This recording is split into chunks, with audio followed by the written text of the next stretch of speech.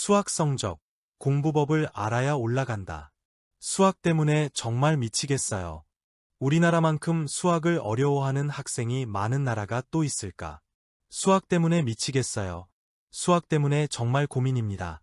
아무리 공부해도 성적이 오르지 않아요. 등 네이버 지식인 검색에는 연일 수학이 어렵다는 학생들의 하소연과 제발 수학 실력을 올릴 방법을 좀 알려달라는 이야기로 가득하다. 이러한 하소연은 옛만큼 수학을 잘하는 학생이나 못하는 학생이나 모두 마찬가지며 수학을 못하는 학생의 경우에는 더욱 두드러지게 나타난다.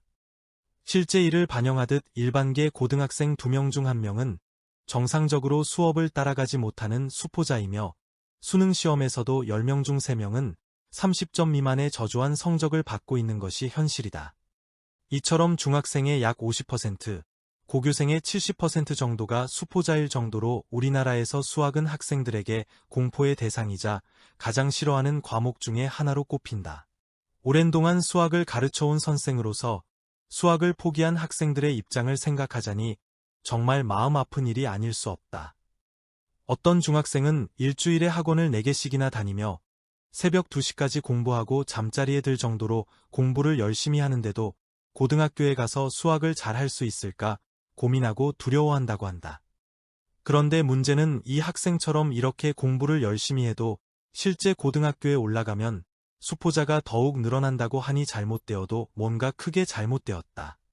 도대체 왜 그럴까?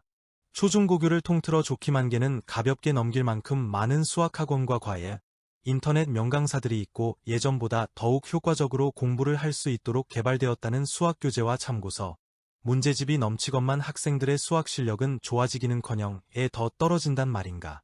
나는 이것은 명백히 수학 공부법이 잘못되었기 때문이라고 생각한다. 잘 알다시피 수학은 초중고 학년별, 단계별 연계성이 매우 높다. 이 때문에 그 전 단계의 개념을 모르면 학년이 올라갈수록 더욱 어려워진다. 또한 고학년일수록 배우는 양이 점점 더 많아지고 여러 가지 수학적 개념을 복합적으로 응용할 수 있어야만 풀 수 있는 어려운 문제들이 나오기 때문에 초등학교와 중학교 때 배우는 수학의 기초 개념을 소홀히 하면 성적이 향상되기는커녕 수포자가 될 수밖에 없다. 그렇다면 수학은 과연 어떻게 공부하는 것이 좋을까? 또 학년별로 반드시 알아두어야 할 수학 개념과 효과적인 학습법은 무엇일까? 초중, 고교 수학의 전체적인 관점에서 수학 공부법을 살펴보자. 우리나라 수학교과 과정의 핵심. 앞서 이야기했듯이 대입수능에서 수학은 반드시 초등학교 연산, 중학교 개념, 고등학교 사고력을 종합적으로 물어보는 문제를 낸다. 그러니 초등학교 더하기, 곱하기를 모르면 중학교 수학을 풀 수 없고 중학교에서 배우는 모든 개념을 완벽히 이해하지 못하였다면 대입수능 수학시험을 잘 풀 수 없게 된다. 즉, 앞 단계를 모르면 뒤에 배우는 과정도 모르게 되는 것이다. 수학교과 과정의 이러한 특성도 모른 채 오늘도 많은 학생들이 학원으로, 과외로, 인강으로 내몰리고 있다. 대부분 학생들은 자신이 고등학생이면 중학교 1학년이나 초등학교 내용은 공부하지 않아도 된다고 생각하는데 이것이야말로 정말 심각한 착각이다. 심지어는 이러한 사실을 알고도 다른 친구들 보기 부끄럽고 민망하니깐 아예 중학교 수학 개념은 거들떠보지도 않는다. 그러나 수학 실력은 탑을 쌓는 일과 같아서 기초가 부실하면 곧 무너지게 되어 있다. 탑을 쌓을 때 기초공사를 1층, 2층, 3층 단계로 쌓아 올리듯 수학에서도 기초 개념을 단계적으로 완벽히 이해하지 못한 학생은 그 다음 단계는 아예 쳐다보지도 말아야 한다. 어찌어찌해서 학원에서 콕 집어주는 문제로 초등학교나 중학교 때 수학 성적을 잘 받아보았자 고등학교로 넘어가면 어느 순간 한 방에 무너지게 되기 때문이다. 나는 오랜 동안 수학을 가르치면서 그런 사례를 너무도 많이 봐왔다. 초등학교 때 늘 95점에서 100점 받고 중학교 때도 거의 80점 이상이나 90점을 받던 학생들이 있었다. 학원에서 열심히 문제 풀어주고 학교 시험은 기출문제 등으로 출제 경향을 알아서 꼬박꼬박 잘 찍도록 가르쳐 주었으니 중학교 때까지는 당연히 성적이 좋았다. 그러나 고등학교에 들어가자마자 곧바로 성적이 추락하기 시작했으며 그 원인은 바로 구멍이 숭숭 뚫린 개념 공부였던 것이다. 그럼 이와 같은 상황에 처한 학생들은 어찌해야 할까? 방법은 오직 하나. 중학교 수학 개념으로 되돌아가서 다시 기초공사부터 시작해야 한다. 수학 문제 풀이 도중 수많은 수험생이 질문하는 내용의 대부분은 사실 중 1에서고 1학년 때 배운 단원의 내용이다. 이것은 명백히 개념 공부가 잘못되었기 때문으로 개념 공부를 한다는 것은 개념을 단순히 암기하는 것이 아니라 그 공식이 어떠한 방법으로 어떻게 만들어졌는지를 원리를 이해하고 풀어보는 것이다. 많은 학생들이 기초도 부족하면서 따라 하기식 선행학습을 하는데 이것은 학습 효과가 없을 뿐만 아니라 수박 겉핥기식 깊이 없는 수학 공부일 뿐이다. 중1부터 고등 미적분, 벡터까지의 각 단원이 서로 연결되어 있는 수학. 수학은 이러한 연결고리를 정확하게 짚어주고 단원별 개념 정리-정리증명 과정을 이해해야지만 탄탄한 실력을 갖게 된다. 아직 중학교 학생인 경우라면 고등학교에 올라가서 이런 헛수고를 하지 않기 위해 지금부터라도 개념 공부라는 기초공사를 잘해 두어야 함을 명심 또 명심해야 한다. 구멍이 숭숭 뚫린 개념 공부. 중학교 수학으로 되돌아가서 다시 공부하는 것이 최선이다. 개념 공부를 한다는 것은 개념을 단순히 암기하는 것이 아니라 그 공식이 어떠한 방법으로 어떻게 만들어졌는지 원리를 이해하고 풀어보는 것이다.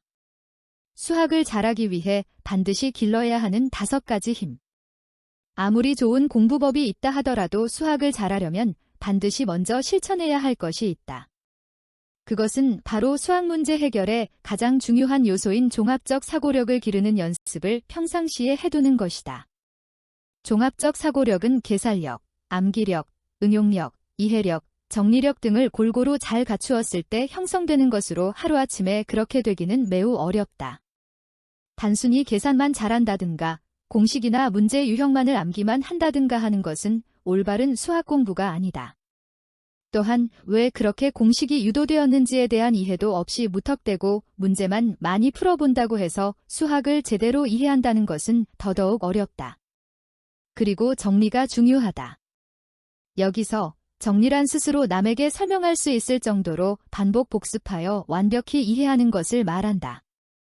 자, 그럼 이제 차례로 하나씩 그 의미를 살펴보고 과연 자신이 어느 부분에 취약한지 파악하여 보자.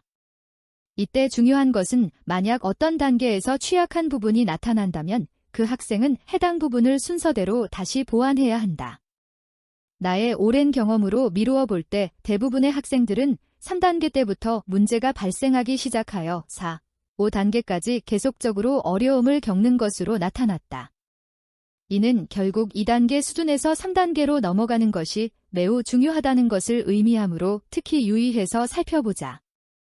1단계, 계산력을 길러라. 초등학교에서 특히 중요한 공부. 모든 수학 문제 풀이의 종착역은 결국 계산이다. 계산을 얼마나 신속하고 정확하게 할 수 있는가, 또 얼마나 숙달하였는가가 중요하다. 계산력은 초등학교 때 구구단을 시작으로 덧셈, 뗄셈, 곱셈, 나눗셈 등 사칙연산을 배우면서 길러지게 되는데 나는 구구단을 넘어 19단까지 학습할 것을 강력히 권한다. 구구단이야 누구나 다 학습하는 것이지만 19단까지 외워두면 수학 문제 풀이를 할 때 시간을 절약할 수 있어 편리한 점이 정말 많다. 수학의 나라로 불리는 인도의 경우 19단을 줄줄 외는 수학 형제가 많고 심지어는 100까지 외는 학생들이 적지 않음을 상기할 필요가 있다. 실제로도 우리나라 입시 수학은 한정된 시간에 많은 문제를 빨리 풀기를 요구하므로 기본적인 연산 능력은 매우 중요하다. 19단표 2단계, 암기력을 길러라. 암기는 모든 공부의 기본. 수학은 논리적인 학문이기 때문에 암기를 해보았자 아무 소용이 없다는 의견이 있지만 암기야말로 모든 학습의 기본이 되는 중요한 공부법이다. 세상에 암기 없이 저절로 이해되는 공부가 또 어디에 있단 말인가? 정의와 공식을 정확히 암기하고 있는가? 개념 및 정리의 유도 과정을 암기하고 있는가? 기본적인 풀이법을 암기하고 있는가? 등 암기는 수학에서도 역시 중요하다. 특히 중학교의 경우 수학적 개념을 본격적으로 배우게 되는 시기로 수, 식, 방정식, 함수, 기본도형 등 많은 영역에서 수학적 개념과 정의가 나오게 되는데 이때부터 개념 공부와 함께 암기 연습이 꼭 필요하다. 중학교 수학은 비록 내용의 깊이는 얕지만 대부분 고등학교 수학에 쓰일 중요한 기초 개념이므로 암기를 통한 이해를 병행하여야 한다. 암기력을 올리는 방법에 대하여는 이 책 뒷부분에 소개해 놓았으니 참조하면 좋을 것이다. 3단계 응용력을 길러라 중 1에서 고1까지 특히 중요한 공부. 수학에서의 응용력이란 개념이나 공식을 이해하고 기억하는 데 그치는 것이 아니라 그 개념이나 공식을 바탕으로 새로운 내용이나 변형된 문제에 적용하여 이용할 수 있는 것을 말한다. 예를 들어 합집합의 문제가 나오면 그 즉시 합집합이라는 용어의 정의, 기호, 그림이 머릿속에 동시에 그려져야 한다. 왜냐하면 수학 문제는 용어의 정의를 통해서 물어볼 수도 있고 기호나 그림으로 물어볼 수도 있기 때문이다. 특히 좀 어렵다 싶은 문제는 여러 가지 개념이 복합적으로 뒤섞인 문제가 대부분이기 때문에 다양한 개념을 응용하여 능동적으로 생각할 수 있는가? 긴 문장으로 이루어진 문제도 잘 풀 수 있는가? 두세 가지 개념이 조합된 어려운 문제를 잘 풀 수 있는가? 등이 매우 중요하다. 이 같은 응용력은 보통 중학교 3학년부터 고등학교 1학년에 걸쳐 더욱 중요해지게 되는데 이때부터 새로운 수학적 개념과 내용들을 많이 배우게 되고 문제도 크게 변형되기 때문이다. 또 여러 개념을 조합하는 형태도 늘어나기 때문에 응용력을 키우는 것은 앞으로의 수학 실력에도 중요한 변수가 된다. 그러나 응용력을 기른다는 것이 말처럼 쉬운 일은 아니다. 어쩌면 내가 이 책을 쓴 이유도 어떻게 하면 학생들이 보다 더 효과적으로 응용력을 기를 수 있을까를 고민한 것에서부터 비롯되었다고 할 수 있다. 이에 각 학년별 수학 공부법과 횡단 수학의 필연성, 수학 1등급으로 가는 공부 전략 등 이 책 뒤편에 응용력을 기르는 다양한 방법을 제시해 놓았다. 앞서 이야기한 것처럼 대부분의 학생들이 응용력 단계에서 어려움을 겪는 만큼 참조하면 좋을 것이다. 4단계 이해력을 길러라 고1 기학년에서 특히 중요한 공부. 개념을 이해한다는 것은 그냥 공식을 달달 외우는 것이 아니라 그 개념이 어떠한 방법으로 어떻게 만들어졌는지 공부하는 것까지를 말한다.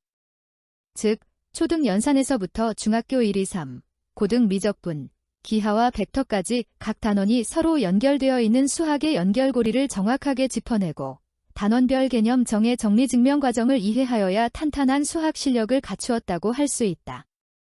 이처럼 수학에서 이해란 언어와 같이 그 언어의 의미론적 맥락만 파악하는 정도가 아니라 개념과 문제 간의 상관관계와 인과법칙에 대한 이해까지 하는 것을 말한다.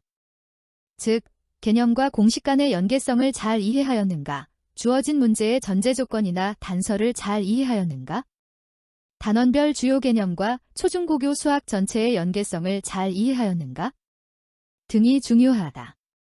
얼마 전 교육당국에서는 쉬운 수능 정책 기조를 유지하겠다는 정책을 발표하면서 수학이 한결 쉬워진다는 전망도 있으나 문제풀이 과정에서 개념 이해를 더욱 강조하고 있으므로 방심은 절대 금물이다. 특히 문이과를 막론하고 1지문제만 틀려도 등급이 1기등급 추락하는 사례가 많은 만큼 수학에서 좋은 등급을 받으려는 수험생들은 반드시 수학적 이해력을 기르는 공부를 해야 한다. 5단계 정리력을 길러라. 초중고교 모든 학년의 가장 중요한 공부. 정리. 인생을 살아가면서도 그렇지만 정리란 그 어디에서나 가장 중요한 공부 방법이다. 몸과 마음 정리, 잠자리와 책상 정리, 교과서와 참고서 정리, 하루와 일주일 공부 정리, 한 달과 1년 공부 정리 등 사람은 날마다 정리를 해야만 비로소 인성이 길러지고 실력도 올라가는 법이다. 딱히 수학을 거론하지 않더라도 평소에 정리를 잘하는 학생치고 공부를 못하는 학생은 거의 없는 것이 이를 반증한다. 수학에서 정리란 시험에 자주 나오는 개념을 확실히 익혀두었는가? 빈번히 출제되는 문제는 잘 정리해 두었는가? 해설이나 정답을 보지 않고도 개념을 잘 적용할 수 있는가?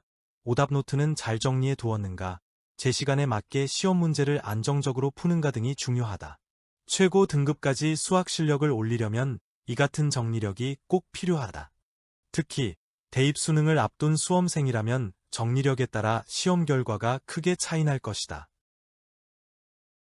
다시 선수학습이다. 자기주도 학습은 선수학습으로부터 시작된다. 아무리 좋은 학원, 아무리 좋은 선생님, 아무리 좋은 교재가 있어도 수학은 스스로 공부해야 하는 비율이 80% 이상이다.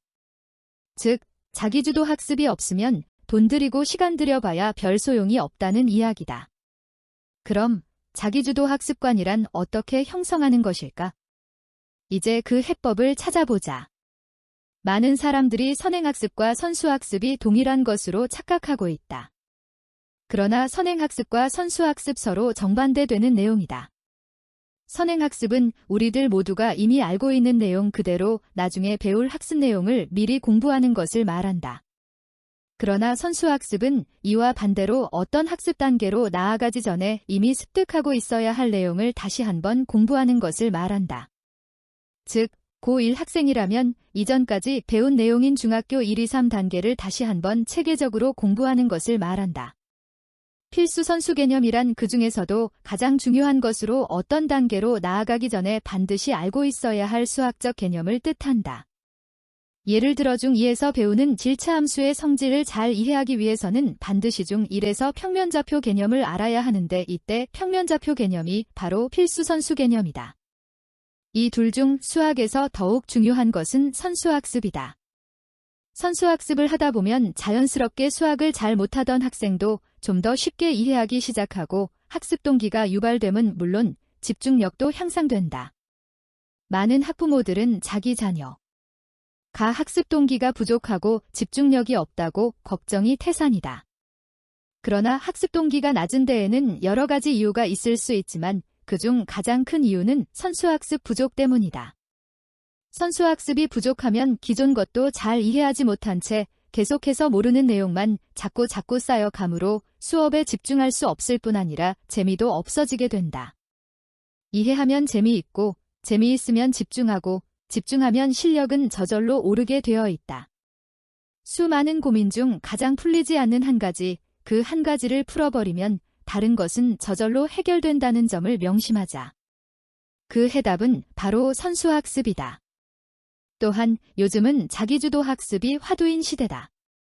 이를 반영하듯 신문과 인터넷, 버스 광고에서는 자기주도 학습으로 공부하라는 광고가 온 천지에 넘친다.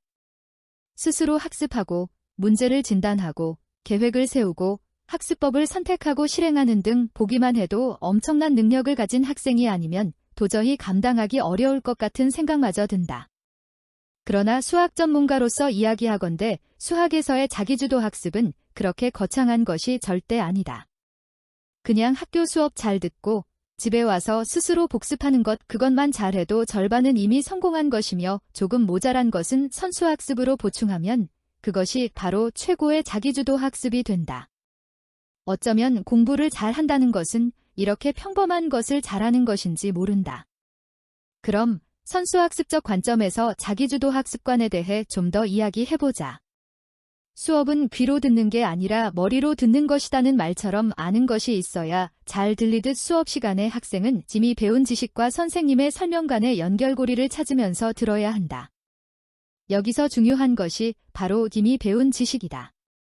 내가 알고 있는 선수 지식이 있어야 새로 배우는 내용을 이해하고 확장시킬 수 있는 것이다. 자기주도 학습의 첫 단계는 수업 잘 듣기다. 특히 수학의 경우 수업을 잘 듣지 않고서 혼자서 모든 것을 이해하기란 매우 어렵기 때문에 스스로 복습하기 자체가 쉽지 않다. 심한 경우에는 이것이 영향을 미쳐 단 한 단원도 앞으로 나아가지 못하는 경우도 있다. 또 어떤 경우에는 그날 못 들은 강의는 1년 내내 다시 반복 수업이 없고 아예 고등학교를 졸업할 때까지 동일한 내용의 강의가 없는 경우도 대부분이다. 그래서 선수학습이 부족한 학생들은 아무리 열심히 공부하려 애를 써도 자기주도 학습이 어렵다.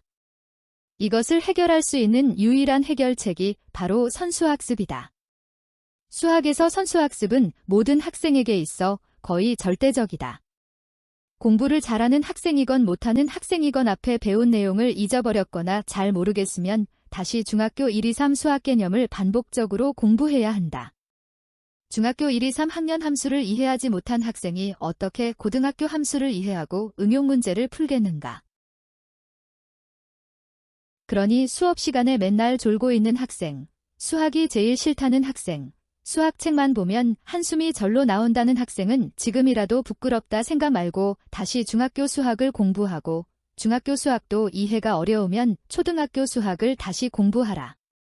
고등학교 수학도 공부할 게 많은데 그 많은 것을 언제 다시 공부하냐고 혀를 내두르겠지만 실제 공부해보면 분량이 그리 많은 것도 아닌데다 횡단수학 등 여러 곳에서 핵심적 개념을 체계적으로 잘 정리해 놓은 곳이 많으니 그런 것들을 참조하면 된다. 우리도 공부할 마음이 없어서, 철이 안 들어서, 인생을 아무렇게나 살려고 마음 먹어서 수업 시간에 엎드려 자는 것은 아니자는가.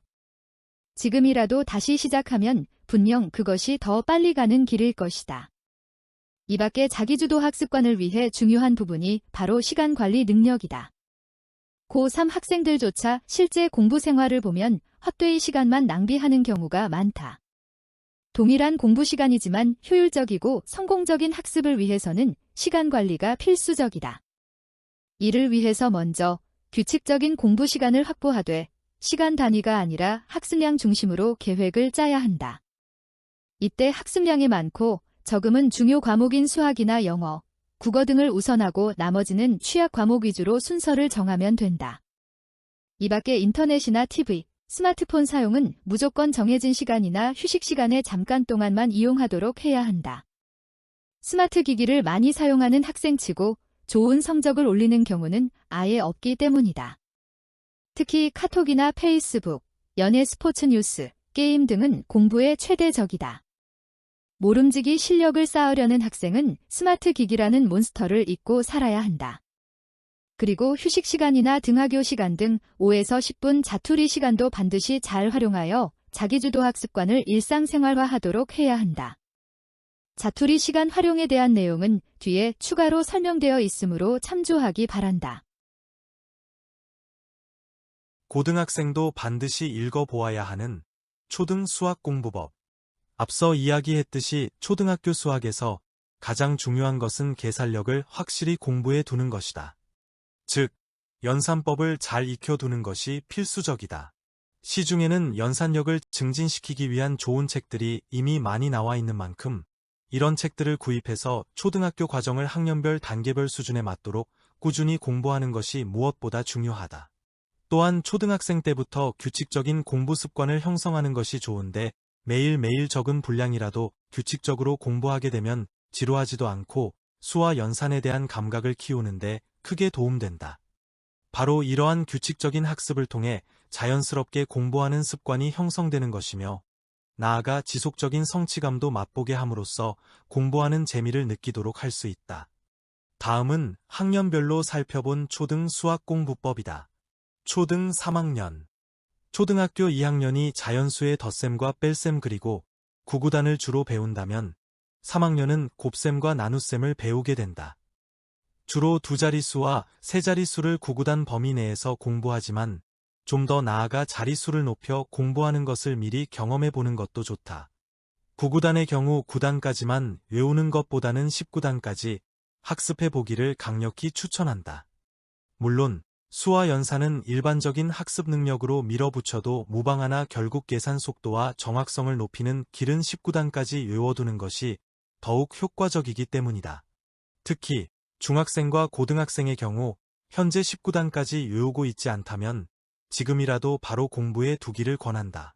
한편 수와 연산에 있어서는 복습량이 많고 적음이 실력을 좌우한다. 먼저 3학년 전체 과정에 대한 개념 정립에 앞서 일단 단원별 주제를 먼저 읽어보고 전체를 3번 정도 탐독하면 웬만한 학생은 내용을 거의 이해할 수 있으므로 반복 복습에 의한 방식으로 연산을 공부하도록 한다. 또 3학년 때는 네 자릿수 형태의 나눗셈이 처음 나오는데 보통 학생들이 수학을 어려워하는 첫 번째 단계이다. 아직 연산에 대한 틀도 잡혀 있지 않은 상태에서 갑자기 나눗셈을 처음 대하다 보니 혼란스러운 것은 당연한 일이다. 그나마 그림이 나오는 나눗셈은 그럭저럭 견디지만 숫자가 커지고 자릿수가 늘어날수록 학생들은 어려워한다. 이를 해소하기 위해서는 뺄셈의 자리값에 대한 이해와 십진법에 대해 차근히 몇 차례에 걸쳐 설명해 주는 것이 필요하다. 십진법이란 0, 1, 2, 3, 4, 5, 6, 7, 8, 9까지의 숫자를 이용하여 수를 나타내는 방법을 말하는데 보다 상세한 개념과 원리는 인터넷 검색 포털 어디에나 나오므로 이를 참조하기 바란다. 또한 3학년 때는 일반적인 평면 개념에서 부피라는 형태가 도입된 개념도 배우기 시작한다. 이 부분을 단순한 연산 위주로 학습하다가는 자칫 낭패를 보기 쉬우며 학생들이 두 번째로 혼선을 많이 겪는 부분이기도 하다. 특히 나눗셈을 못하는 학생들은 여기서 또 한 번 고전을 하게 되므로 나눗셈을 무작정 곱셈과 반대적인 관점에서 설명하지 말고 이 역시 뺄셈과 연관 지어 이해할 수 있도록 빼는 수를 묶어서 나누는 형태, 그리고 나누는 형태를 다시 분해해보는 방식으로 이해시켜야 한다. 만약 4학년이 되어도 이것을 잘 이해하지 못한다면 다시 한번 나눗셈의 이러한 원리를 이해토록 해야 한다. 초등 4학년 4학년 과정에서는 연산의 자릿수가 더욱 확대되고 특히 자연수의 혼합 계산을 배우게 된다. 그 다음은 학생들이 어려워하는 올림, 버림, 반올림에 대한 것을 배우는데 이것은 한자어로 표현하면 근사갑이 된다. 즉, 근사값에 대한 용어의 사전적 의미를 학습용어 사전이나 인터넷 검색을 통해 알아봄으로써 그 개념을 정확히 아는 것이 중요하다. 한편, 요즘은 수학을 단순 연산이나 암기 과목으로 여기지 않도록 수학적 사고력을 길러준다는 취지로 스토리텔링 수학을 도입하여 가르치고 있는 중이다. 그런데 문제는 많은 학생들이 언어 능력 부족으로 스토리텔링 수학에 제시된 문장 자체를 이해하지 못하는 웃지 못할 일이 벌어지고 있다는 것이다. 이를 해소하기 위한 방법 중 가장 좋은 것은 독서량을 늘리는 것임은 두말할 것도 없다. 독서야말로 중학 과정을 넘어 고교까지 수학 실력과 함께 언어 부문의 실력도 함께 올릴 수 있는 최고의 대비책이 될 것이다. 특히 4학년은 수직과 평행, 도형에 대한 학습이 본격적으로 시작되는 만큼 4학년 수학을 어떻게 이해하느냐에 따라 장차 그 학생이 수학 잘할 것이냐 못할 것이냐의 성패를 가를 정도로 중요한 학년이다. 수준에 따라 다르지만 수직과 평행은 중 1과정으로의 진입도 단숨에 넘어갈 수 있는 만큼 평행선에 대한 정확한 이해와 용어 정리가 필요하다. 또한 사각형과 도형은 중 이 내용과 유사한 측면이 많으므로 4학년 때 확실히 개념을 정립해두면 향후 도형 증명 관계의 초석이 될 뿐 아니라 고등학교까지 영향을 미치게 됨을 명심하자. 연산에서는 소수가 나오면서부터 중학교 유리수의 시발점이 된다.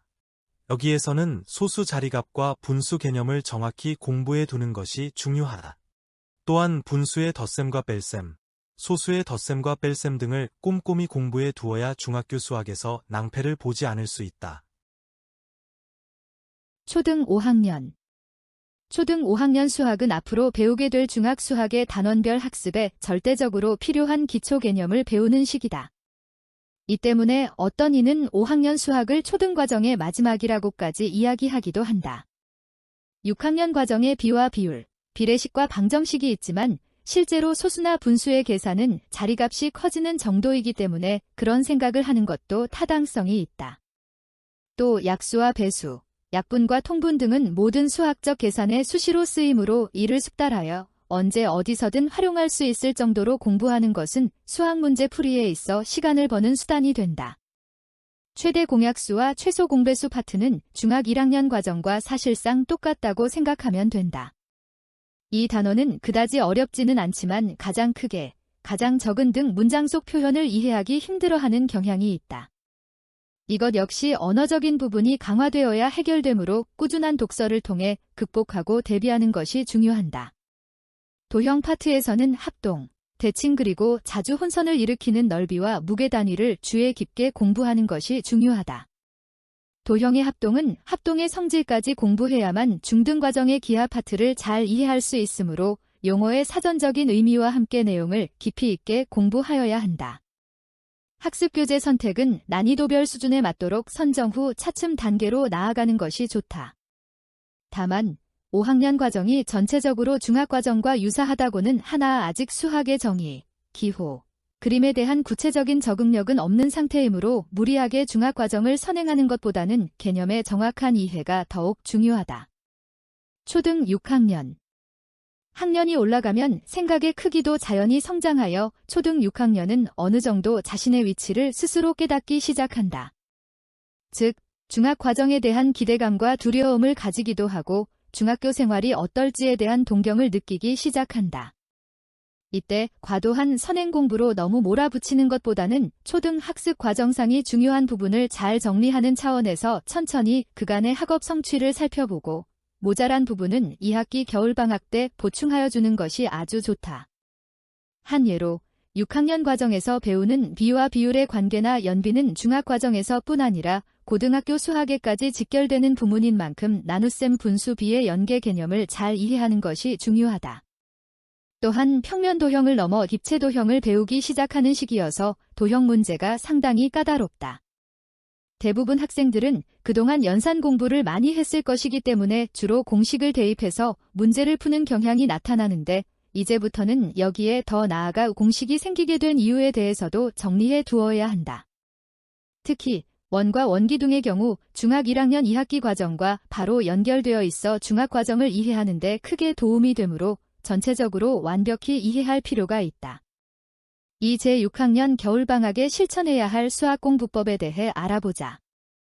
예비 중1 자녀를 둔 많은 학부모들은 이때부터 자녀를 학원에 보내기 시작한다. 학원은 전혀 필요 없다며 학원을 쳐다보지도 않았던 학생들도 점차 학원 문턱을 서성거리게 되고 그동안 관심조차 없던 인터넷 강의에까지 눈길을 주게 된다. 만약 기초 실력이 많이 부족하거나 혼자서 공부할 여건이 안 된다면 학원이나 교습소, 공부방의 도움을 받는 것도 좋다. 인강의 경우는 자기주도 학습관이 어느 정도 형성된 학생에게는 크게 도움되겠지만 웬만한 초등학교 6학년생에게는 아직 버거운 일일 것이다. 아무리 좋은 선생님과 아무리 좋은 강의 시스템이라고 해도 수학 공부의 80%는 자기 스스로 암기하고 이해하고 연습해 보아야만 실력이 올라가기 때문에 자기주도 학습관이 형성되어 있지 않은 학생이 인강을 들으면 강의료만 날리기 십상이다. 또 이때는 자기주도 학습관을 형성하려는 학생들이 가장 조심해야 할 시기이기도 하다. 왜냐하면 자칫 학원에서 얻은 공부 노하우에만 집착하여 자기주도 학습관을 놓칠 수 있기 때문이다. 그리고 중학교를 가면 공부법이 완전히 달라져야 한다. 그동안 부모님과 학원에 의존하던 공부법을 획기적으로 변화시켜야 변화되는 중학교 공부에 적응할 수 있다. 이를 위해 겨울방학에는 그동안 배운 초등학교 수학 전 과정을 되짚어보고 특히 복잡한 연산법들을 정리해 두어야 한다. 만약 최상위권 학생이라면 중학과정 중 일부를 선행학습으로 공부하는 것도 무방하나 이때도 초등 수학의 핵심적 개념과 내용을 계속적으로 공부해둬야 한다. 중학교 수학을 잘 모르면 고교 수학도 망친다. 중학교 수학이 정말 중요하다는데 왜 그럴까? 잘 알다시피 수학은 필연적으로 단계성과 연계성을 지닌 학문일 수밖에 없다. 우리나라 수학교육 과정 역시 이러한 점을 충실히 따르고 있는데 초등학교에서부터 고등학교까지 공부의 종착역이라 할 수 있는 수능시험과 논술시험 기출문제를 분석해보면 전체 30문제 중 10문제 이상은 반드시 중학교 기초개념이 함께 들어가 있는 문제를 낸다. 만약 거기에 들어간 중학교 수학 개념을 모른다면 당연히 문제를 풀 수 없게 될 것이며 더군다나 그 10문제는 수능에서 등급을 결정하는 역할을 하는 어려운 문제들이기 때문에 고득점을 위해서는 중학교 때 배우는 수학 기초 개념이 아주 중요하다. 특히 자연계 학생들의 경우 중1, 중2, 중3학년 2학기 때 배우는 기본도형 파트를 모르면 이과 수학에서 가장 어렵다는 기하와 벡터 문제를 거의 풀 수 없게 된다. 또한 미적분도 미적분 자체를 몰라서 못 푼다라기보다는 중학교 때 배운 함수를 몰라서 미적분을 못 푸는 경우가 많다. 실제로 나의 제자 중에 서울대학교에 합격한 학생에게 어떻게 하면 서울대에 합격할 수 있니? 하고 물어보면 중학교 1학년부터 정신 차려 공부하면 얼마든지 서울대에 갈 수 있습니다. 하고 이야기한다. 얼핏 들으면 너무나 당연한 이야기처럼 들려서 별달리 새겨들을 가치가 없는 것처럼 보이지만 중학교 1학년부터라는 말의 뜻은 정말 중요한 이야기다. 이것은 거꾸로 말하자면 명문대를 가려면 거의 중학교 1, 2학년에 이미 결정된다고 볼 수 있다는 말이 된다. 이래서 중학교 수학이 중요한 것이며 소위 명문대를 가려는 학생이나 의대를 가려는 학생들은 중학교 수학의 중요성에 대하여 다시 한번 인식하기 바란다. 우리나라 수학교육 체계는 어떻게 구성되어 있나? 다른 나라와 달리 우리나라는 교육과정이 자주 바뀌기로 유명하다. 이것은 수학 교육에 있어서도 마찬가지여서 교육과정이 3에서 4년 단위로 계속 개정되고 있다. 즉, 어떤 내용이 되었든 단원이 추가되거나 빠지는 것이 반복되고 있는 상황임을 알아두자. 이 때문에 학생들과 학부모들은 물론 학교와 학원의 선생님들까지 혼란스러워할 정도다. 그러나 수학에서만큼은 너무 혼란스러워할 필요는 없다. 아무리 교과 과정이 개편되더라도 변하지 않는 큰 흐름 즉 수라는 단원, 식이라는 단원, 방정식, 부등식, 함수, 도형이라는 큰 틀은 바뀌지 않고 있기 때문이다. 아니, 바뀔 수가 없는 부분이다. 도형을 먼저 배우느냐, 함수를 먼저 배우느냐는 어차피 앞뒤 순서가 있고 그 내용이 살짝 빠지기도 하고 들어가는 경우도 있는 그런 정도의 차이만 있을 뿐 우리나라 전체 수학 체계는 수라는 체계, 식, 방정식, 함수, 도형이라는 체계가 큰 틀에서 거의 그대로 이어지고 있다. 앞서 이야기했듯이 초등학교에서는 연산 즉 단순 계산을 많이 배운다. 그러던 것이 중학교에 올라오면서 수학적 개념과 정의, 성질이 많이 나타나는데 고등학교 진학 전 워밍업 단계로서 수학은 정의의 학문이라는 것을 빨리 인식하고 받아들이는 학생이 중학교 수학에 잘 적응할 수 있을 것이다. 그리고 고등학교에 올라가면 수학 개념과 정의가 조금씩 더 어려워지며 정의의 함축적인 의미가 많이 들어간다. 중학교부터 응용력이나 이해력을 요구하는 쪽으로 내용이 많이 변화되기 시작하여 고등학교에 올라가면 분석력을 넘어 창의성에 기반한 종합적 사고력까지를 요구하기 때문에 개념 공부를 충실하게 해둔 학생들이 잘 적응할 수 있도록 한 것이 바로 우리나라 수학교육 체계이다. 중학교 수학 어떻게 해야 잘할 수 있나? 초등학교 1학년에서 6학년 동안 우리나라 학생들 대부분은 소위 말하는 학습지 형태의 수업으로 문제집을 많이 푸는 계산 연습 공부를 많이 한다. 그러다가 중학교에 올라가면 자연수부터 시작해서 소인수분해, 유리수, 정수 등의 수학적 정의가 많이 나타나는데 그동안 계산 연습만 많이 했던 학생들은 이러한 체계 변화에 쉽게 적응하지 못하고 대부분 점수가 떨어지는 경우가 많다. 그 원인은 문제 자체가 어려워진 탓도 있지만 대개 초등학교 때 했던 공부 방법을 그대로 중학교에 답습하다 보니 문제를 조금만 변형시켜도 이를 풀지 못하고 이것이 쌓이고 쌓여 수학 공부 자체에 흥미를 잃어버리게 된 탓이다.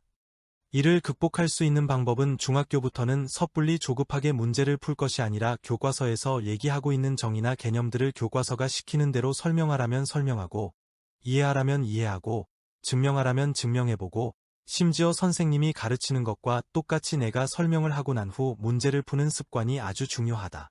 또 그렇게 공부해야 내신 성적도 오르고 고등학교에 가서 더 어려운 수학학습도 무리 없이 소화할 수 있다. 중학생들이 수학을 가장 어려워하는 것은 무엇 때문일까? 또한 초등학교 때 수학을 거의 매번 100점 받도록 잘하던 학생도 막상 중학교에 올라오면 수학을 어려워하는 경우를 자주 본다. 과연 무엇 때문에 그럴까? 이는 중학교라는 변화된 공부 환경과 학습 내용에 부합하도록 공부 자세와 방법을 바꾸지 않았기 때문이다.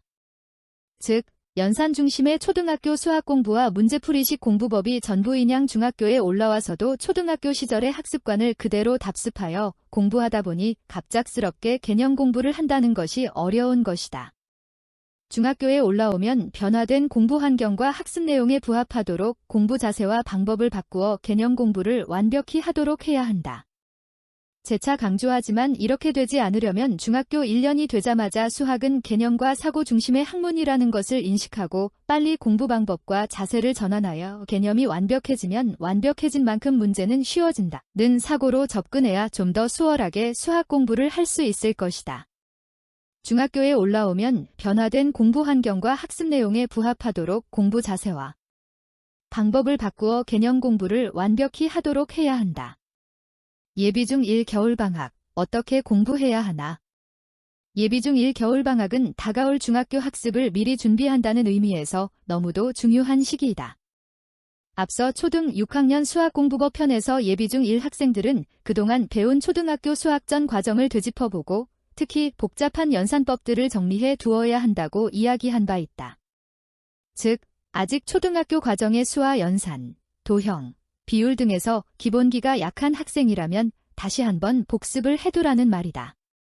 물론 최상위권 학생이라면 중학과정 일부를 선행학습으로 공부하는 것도 괜찮다. 다만 이 경우 유의할 점은 개념 공부는 등한시 한 채 초등학교 때 공부 방식처럼 문제만을 푸는 것은 절대 삼가야 한다는 것이다. 중학생이면 중학생답게 공부해야 한다. 즉, 무조건 문제만을 풀 것이 아니라 먼저 개념이라는 전체의 큰 흐름을 볼 수 있도록 공부 방법을 바꾸어 보는 연습을 하라는 것이다. 또한 학원이나 과외에 의존하지 않고 혼자서도 공부할 수 있는 능력을 키워주는 형태로 자기주도 학습관을 기르면서 공부해야 한다. 이처럼 선행학습을 할 경우 중학교 1학년 과정의 모든 개념을 3번 정도 반복하여 탐독하고 난 후 문제집을 풀면 개념 이해도 없이 바로 문제를 푸는 것보다 문제가 훨씬 쉽게 풀리고 틀린 개수가 줄고 공부가 재미있어지는 것을 느낄 것이다. 그러나 수학 실력이 상당한 정도에 이르지 못한 학생인데도 함부로 선행을 하거나 초등학교 시절 연산 공부 때와 같이 문제풀이식으로 공부한다면 벽에 부딪히는 것은 당연하다. 이런 학생은 수학 공부를 채 맛보기도 전에 흥미를 잃어버리는 계기가 될 수 있다. 그러므로 중학교부터는 반드시 개념 공부를 충분히 소화하고 난 후에 문제를 풀어보는 것이 좋다. 중학교 1, 2, 3은 학기 중 수학 공부는 전체적으로 어떻게 하면 좋을까? 이 부분은 너무도 당연해서 별로 말할 것도 없다. 학기 중에는 학교 수업 진도에 맞춰 열심히 수업 듣고 열심히 복습하고 예습하면 그것이 최고의 공부법이다. 학기 중 교교 과정에 정말 집중해서 공부하라. 평상시 공부법인 예습, 복습이 두 가지는 너무나 평범하지만 가장 중요한 공부법이요 가장 성공한 공부법이라는 점을 명심하자. 그러나 수학의 경우 학기 중 공부에도 일정한 원칙이 있다. 겨울방학이나 여름방학 때 먼저 전후 단계의 개념을 반복해서 공부했겠지만 아무리 학기 중이라고 해도 여전히 중요한 것은 개념이다. 학기 중 공부에 집중 투자를 하면서도 수학 공부를 잘하려면 중간중간마다 개념 공부를 하는 것을 게을리 말아야 한다. 내신의 경우 문제풀이 연습도 중요하다. 내신 대비의 핵심은 시험 보기 3주 전에 거의 완벽하게 끝낸다는 생각으로 공부를 마무리해줘야 한다. 그렇게 하려면 시험 보기 3주 전까지 중간고사 범위에 있는 개념이나 문제, 심지어 거기서 틀렸던 오답노트 문제까지 늦어도 2주 전까지 공부를 완료해야 한다. 그 후 2주 정도 남았을 때는 계속 실전 연습을 해야 한다. 이것은 어려운 수학 문제의 경우 몰라서 틀리기보단 실수해서 틀리는 경우가 많기 때문이다. 대부분의 학생들은 내일 모레가 시험이니까 오늘까지 준비를 완료하면 되겠지 하는 식의 공부 습관을 가지고 있는데 이 습관을 완전히 바꾸어 더욱 더 부지런히 공부하여야만 큰 성과를 낼 수 있다. 1에서 3주 전에 어느 정도 완벽을 기하고 파이널 단계로 반드시 실수를 줄이는 시간을 꼭 확보하길 바란다. 특히 과학고, 외고, 국제고 등 특목고와 자사고를 가려는 중학생들은 내신이 곧 고등학교 입시라는 것을 명심하고 반드시 좋은 등급을 받도록 철저히 대비해야 한다. 아울러 횡단수학에서는 이미 이러한 것들을 학교 교과 과정에 맞도록 개념과 문제를 잘 정리해 놓았으므로 이를 참조하면 좋을 것이다. 중학교 1, 2, 3학년 여름방학 수학 공부 어떻게 하면 좋을까? 수학 전체 입장에서 보면 1학기 때는 대수 즉 수, 식, 부등식, 방정식, 함수 파트를 주로 배우고 2학기는 들어가면 도형과 관련된 영역을 공부하게 된다. 그러므로 중학교 1, 2, 3학년 여름방학에는 1학기 때 배운 내용을 완벽하게 다시 한번 복습하되 혹 초등학교 과정의 연산 및 도형에 대한 이해가 부족한 점이 있다면 보충해 주어야 한다. 중상위권 학생인 경우 앞으로 배우게 될 도형 파트에 대해 선행 공부를 하는 것도 무방하다.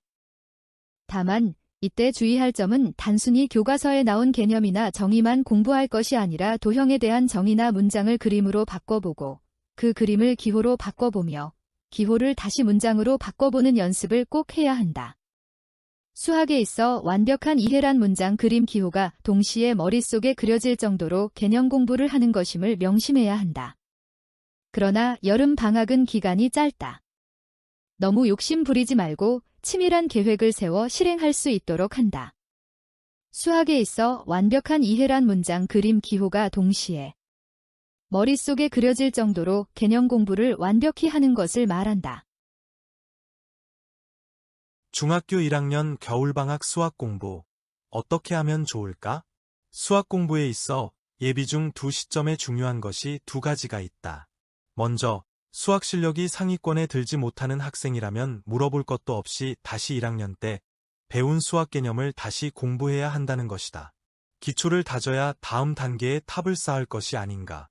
누누이 이야기하지만 중1 수학에서 무너지면 중2 과정을 공부할 때 큰 난관에 봉착하게 되어 대책이 서지 않는다는 점을 명심하고 또 명심해야 한다. 다음으로, 비록 수학을 잘하는 학생이라도 1학년 때 배운 과정을 다시 한번 점검해야 한다. 중학교 1학년 과정을 배운 지도 벌써 1년이 지났기 때문에 또 수학은 앞 단원에서 배운 개념과 뒷 단원에서 배운 개념이 서로 연결되어 있기 때문에 이렇게 공부하는 것이 개념 이해에 더욱 효과적이다. 중3이권의 경우 선행 공부를 하더라도 자기 공부의 10에서 20%의 시간은 중학교 1학년 때 배운 필수선수 개념을 다시 복습을 해주면서 중학교 2학년 과정도 1학년 때와 같이 개념 중심으로 몇 번을 반복적으로 공부한 후 문제를 풀도록 해야 한다. 필수선수 학습에 대하여는 이 책 뒤편에서보다 상세하게 써 놓았으니 참조하기 바란다. 중학교 2학년 겨울방학 수학 공부, 어떻게 하면 좋을까? 중학교 2학년 겨울방학은 예비 중3이 되는 시점으로 혹시라도 공부 방법이 잘못되어 있다면 이것을 고칠 수 있는 좋은 기회로 삼아야 된다. 보통 이때부터 기초가 부족한 학생들을 시작으로 수포자가 나오기 시작한다. 실제 학생들은 중학교 2학년 2학기 즈음 수학에 흥미를 많이 잃어버리는데 이것은 초등학교 때 부실한 연산 공부와 중학교에 와서도 공부 방법을 바꾸지 않은 채 수학을 이해하려다 보니 수업을 잘 따라가기도 어렵고 문제풀이도 잘못하는 상황이 나타나기 때문에 그런 현상이 나오는 것이다. 배울 것도 많고 문제 유형도 복잡해지므로 막연하게 열심히 문제풀이만 공부한 학생들에게 이것은 어쩌면 당연한 결과이다. 그러나 아직 실망하기는 이르다. 원인을 보면 거기에 답이 있다. 즉, 이것을 해결하기 위해서는 초등연산을 다시 공부하고 중1, 2학년 때 배운 필수선수 개념을 다시 한번 복습해주면 얼마든지 극복이 가능하다. 연산의 경우 내용이 그리 많지 않기 때문에 초등학교 5, 6학년 과정을 짧게 복습하고 중1, 2학년 과정 전체를 행단수학 인강 등으로 필수선수 개념을 공부하면 효율적으로 이해할 수 있다. 이렇게 중학교 3학년이 되기 전에 그동안 배운 수학을 정리해 두지 않으면 당장 학교나 학원에서 수업을 받는 것 자체가 고역이고 공부할 것도 자꾸만 늘어나므로 고등학교에 가서도 수학 실력을 쌓는데 큰 어려움을 겪게 될 것이다. 수학은 단계별 연계성이 매우 높은 학문이라고 말하지 않았던가. 앞서 중3에 들어서면서부터 수학이 힘들어진다고 했는데 그 이유는 중3의 수학 내용이 어려워진 탓이기도 하지만 더욱 큰 이유는 중3 수학 내용에는 기존에 이미 배웠던 중1, 중2 개념이 같이 들어와 있기 때문이다. 그간의 경험으로 볼 때 중3 과정에 나오는 시험 문제를 잘 틀리는 학생들은 중3 수학 내용을 몰라서 틀린다기보다는 중1, 두 개념이 섞여 있는 문제를 많이 틀리는 것을 알 수 있다. 바로 그런 이유 때문에 중1, 이 과정의 필수선수 개념을 다시 공부를 해주라는 것이다.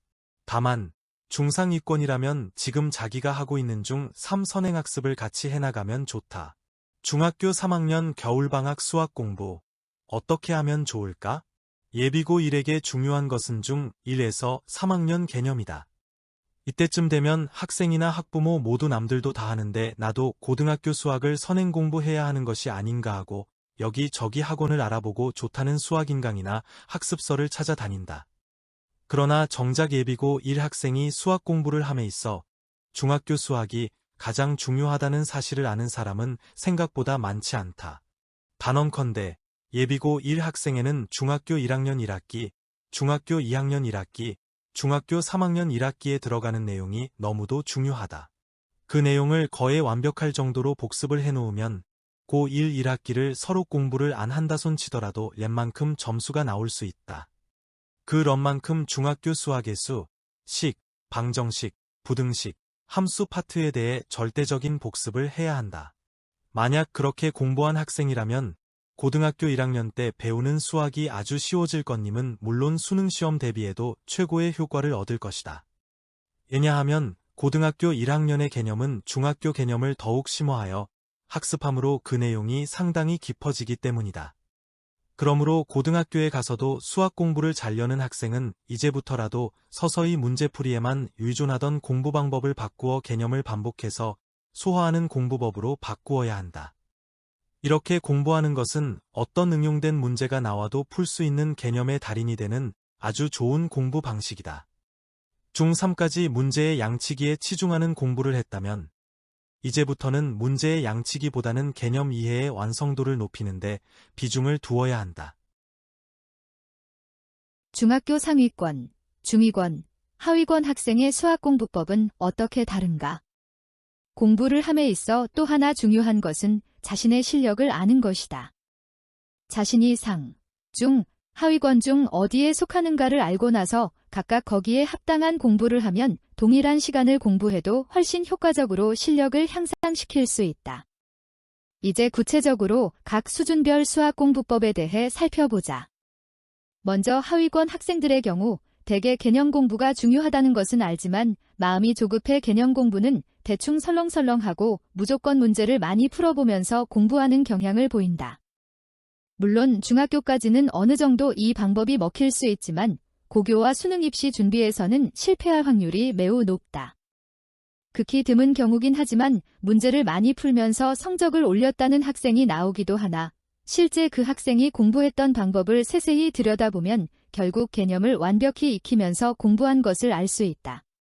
먼저 하위권 학생의 공부법을 살펴보자. 하위권 학생의 경우 어설프게 선행학습을 하려다간 시간만 허비할 뿐이다. 이 때문에 자신이 하위권이다 생각이 들면 앞서 배웠던 선수 개념을 먼저 공부하는 것이 무엇보다 중요하다. 즉, 중학교 1, 2, 3학년 과정의 수학교과서 전체를 2, 3회 정독하여 기초 개념을 먼저 파악한 뒤 앞으로 배우게 될 과정을 미리 공부하여 두는 것이 좋다.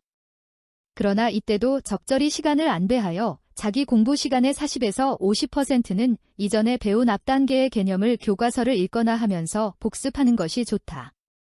아무리 하위권이라도 이렇게 기초 개념을 충분히 공부하고 나면 그 다음은 상당히 학습 속도가 빨라지게 되어 있다. 만약 그 정도 수준으로 올라왔을 때는 고등학교 과정을 50% 비중으로 올려 선행학습을 병행하는 학습법이 좋다. 다음, 중위권 학생은 기초 개념이 어느 정도 잡혀 있는 경우다. 그러나 기억력이 아무리 좋은 사람도 반복 복습을 하지 않는다면 그 기억이 오래 갈 수 없다. 수학에서는 특히 중학교 1, 2, 3 개념이 중요하다고 이야기한 만큼 다시 한번 앞 단원에서 배운 필수 선수 개념을 공부해 두어야 해야 한다. 즉, 자기 공부 시간의 20에서 30% 정도를 할애하여 선수 개념으로 공부하면서 앞으로 배울 과정에 대해 선행학습도 병행한다면 효과적일 것이다. 마지막으로 상위권 학생은 이해도가 높기 때문에 수업 도중 좀 어려운 내용이 나오더라도 내용을 거의 소화 가능한 학생이다. 그러므로 상위권이면서 고교에서 이과를 생각하고 있다면 선행학습을 다소 많이 해놓는 것이 좋다. 선행학습 효과에 대해 사람들 사이에 좋다, 나쁘다는 의견이 항상 엇갈린다. 이처럼 말도 많고 탈도 많은 선행학습이지만 수학에서의 결론은 딱 하나다. 이전 단계의 선수 개념 이해 없는 선행학습은 무용지물이다라는 것이다. 이것은 바꾸어 말하면 선수 개념 이해가 잘 되어 있다면 선행학습을 해도 좋다는 말이 된다. 교육당국에서는 학교나 학원에서 선행학습을 공부하는 것을 금지하고 있으나 실제 우리나라 수학교육체계로 보면 고등학교 1학년 말부터 학습량이 폭주하고 특히 이과인 경우 2학년 한 해 동안 배우는 학습량이 중 고1까지의 학습량보다 더 많기 때문에 이를 1년 동안 모두 소화하기는 실로 어렵다. 그러므로 이과를 지망하는 학생이라면 이에 대한 대비를 미리미리 꼭 해두어야 한다. 특목고나 자사고 입시생을 위한 내신 대비용 수학 공부는 과학영재학교, 과학고, 외고, 국제고 등 특목고와 자사고를 가려는 학생들은 평상시 내신 관리와 함께 수학을 A등급을 받도록 해야 한다.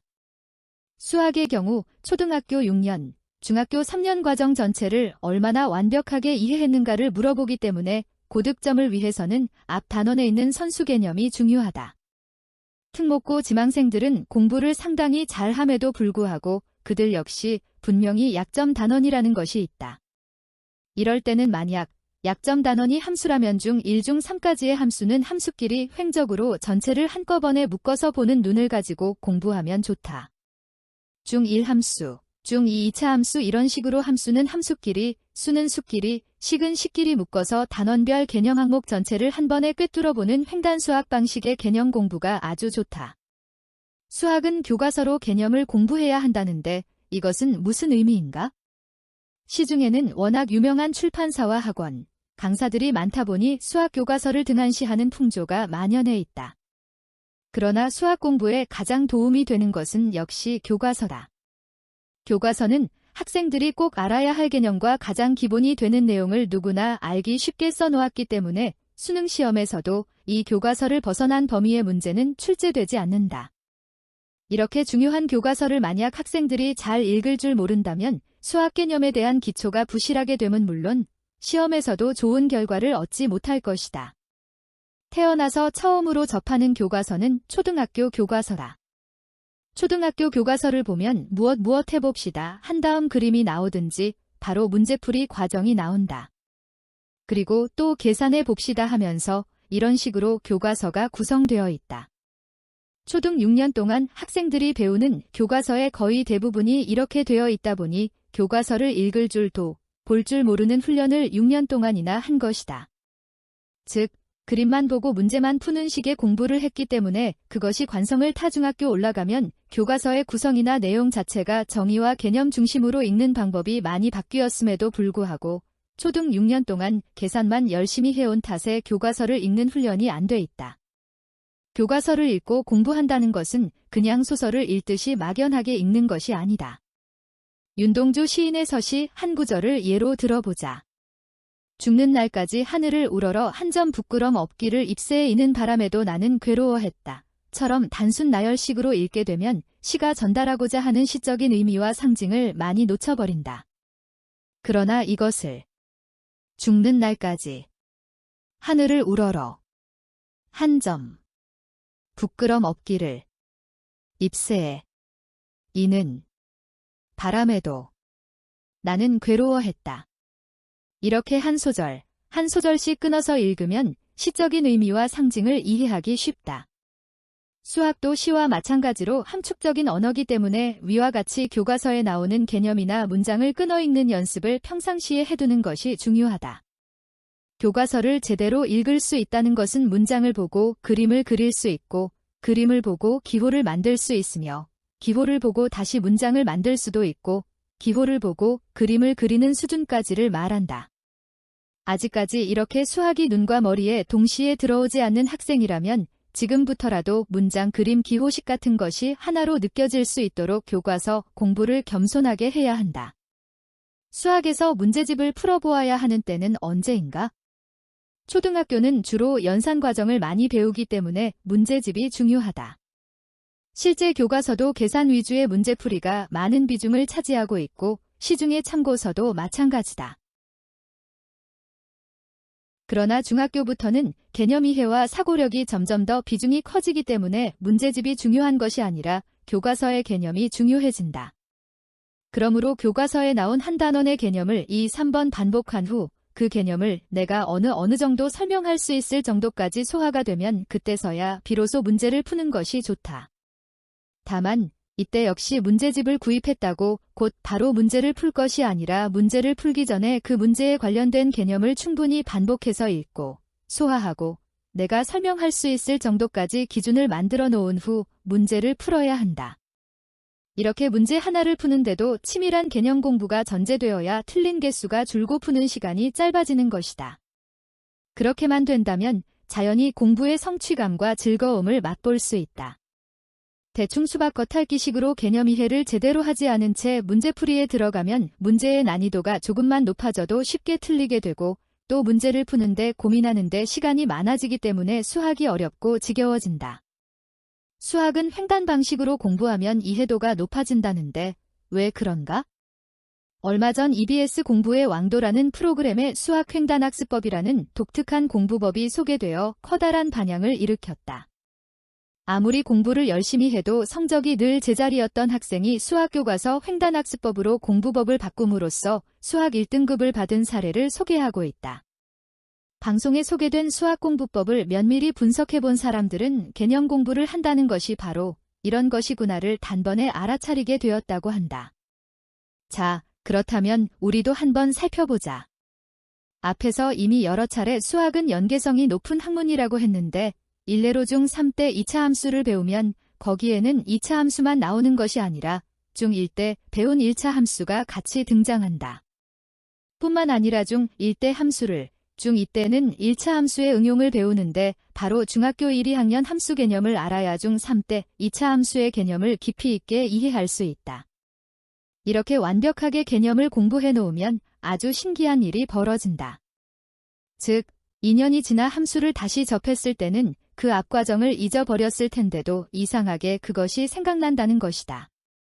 공부를 할 때는 힘들었지만 함수는 함수끼리 1학년 함수를 공부하고 2학년 함수를 공부하고 또 중학교 3학년 함수를 복습을 하면서 올라왔기 때문에 기억이 오래가고 이해도가 높아졌기 때문이다. 수도 마찬가지로 중1 때 자연수, 중2 때 순환소수, 중3 때 무리수를 배우는데 현재 배우고 있는 무리수는 쉽다고 느낄 수 있지만 기존에 배운 것은 잊어버렸을 수 있기 때문에 개념의 이해도를 높이려면 중1, 이때 배운 자연수, 정수, 유리수, 순환소수와 같은 개념들을 알고 있어야 무리수에 대한 이해도를 높일 수 있다. 이렇게 공부하는 것을 수학교과서 횡단학습법이라고 하며 수학 개념을 효율적이고 쉽게 공부할 수 있는 고수들의 비법인 것이다. 중학교 수학, 사소하지만 정말 중요한 부모님의 역할. 우리 아이가 중학생인데 수학 때문에 걱정입니다. 다른 집 애들은 인강도 듣고 과외도 받는데 경험이 없는 저는 방법을 몰라 정말 답답합니다. 라며 학부모들이 종종 물어오곤 한다. 고등학생이라면 이미 생각할 수 있는 능력이 커서 어느 정도 스스로 판단하고 공부한다지만 아직 세상에 대한 인지 상태가 그리 넓지 않은 중학생의 경우 부모의 역할이 중요할 수밖에 없다. 그럼 수학 공부를 하는 데 있어 학부모는 어떤 역할을 해야 할까?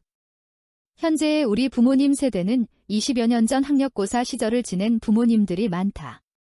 그러다 보니 그동안 시험제도와 교과과정 개편이 매우 많이 바뀌었는데도 불구하고 현재도 학력고사 때처럼 무조건 공부하면 된다는 식의 오해가 많다.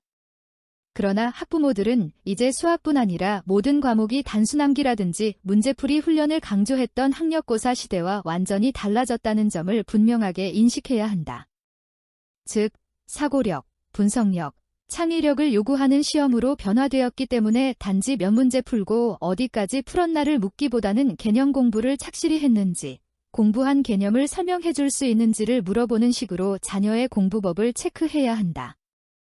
사소하지만 이렇게 자녀의 공부법을 관리해주면 어릴 때부터 좋은 학습관을 형성할 수 있어 고등학교에 진학을 하더라도 수업에 잘 적응하고 자기관리를 잘하는 학생이 되는 큰 변화가 일어날 것이다.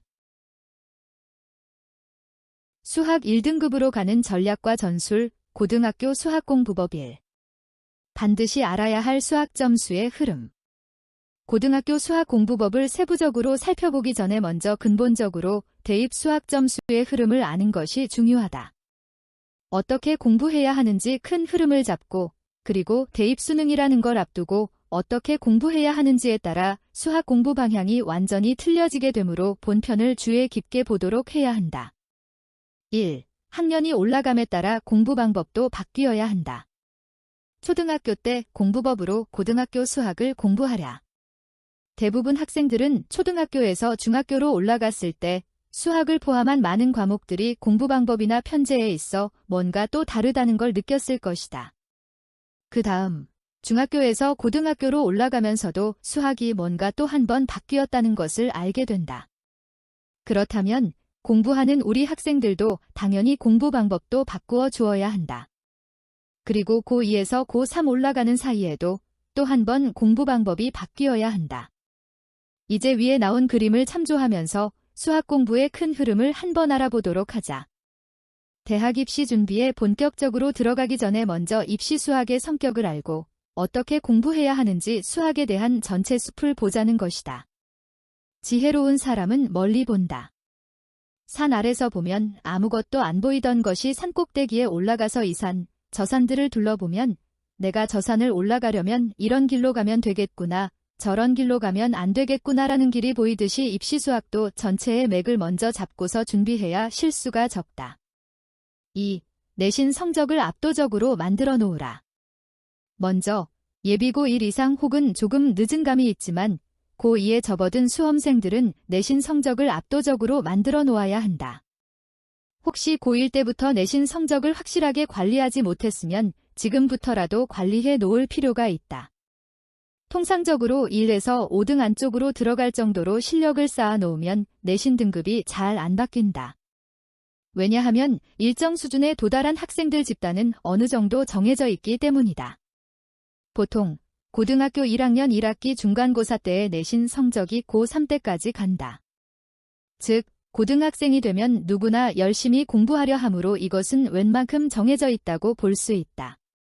일단 고1 학생들 중간고사, 기말고사, 중간고사, 기말고사 이 4번의 시험은 지금 수능을 본다는 마음의 자세로 공부를 할 것을 당부한다.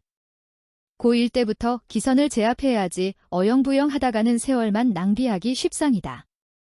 그럼 이미 좀 늦었다 싶은 학생의 경우는 내신 대비를 어떻게 해야 할까? 공부에 가장 문제가 되는 것은 자신이 무엇을 모르고 있는지 모르는 상황이 가장 문제라고 했듯이 자신의 처지를 정확히 알고 그것이 어떤 상태인지 진단하여 거기에 맞는 전략과 전술을 찾아보는 것이 최선이다. 내신 성적 등급에 따른 공부 전략은 뒤에서 상세히 살펴보자. 고3 재학생, 수능 등급 전략을 새롭게 짜라. 전교 1기등을 할 정도로 모의고사에서 항상 1등급 받던 고3 이과 학생이 수시 논술을 본다고 시험을 얼마 앞두고 나에게 찾아온 적이 있다.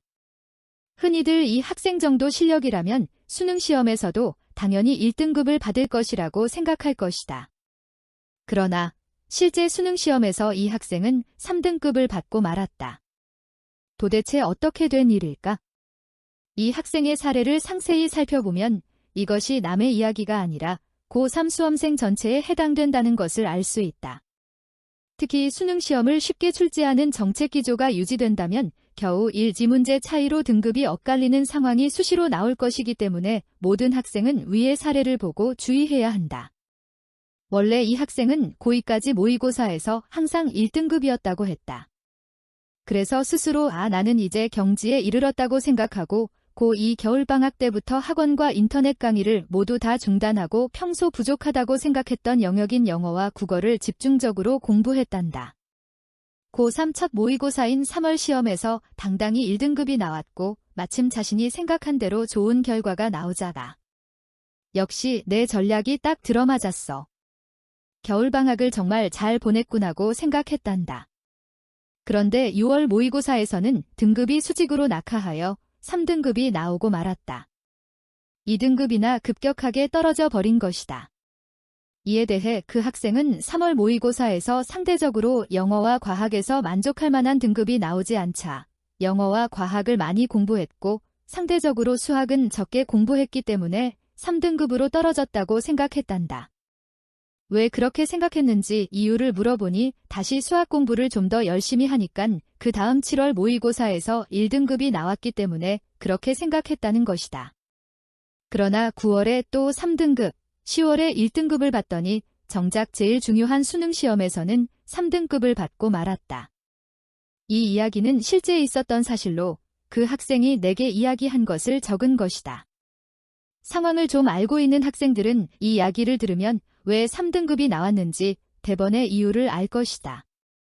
그것은 바로 6월과 9월 모의고사는 재수생과 함께 보는 시험으로 재학생만 보는 3월 모의고사보다 더 많은 실력자들과 경쟁했기 때문이다. 오히려 재학생이 3등급을 받았으면 상당히 공부를 열심히 한 축에 속한다.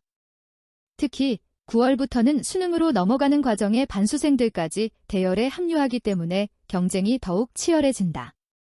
알다시피 자연계 반수생들의 실력은 무서울 정도다. 연세대 공대나 한양대 공대 다니는 학생들 중 일부는 의대나 서울대에 가려고 재도전하는 경우가 상당히 많음을 알아야 한다.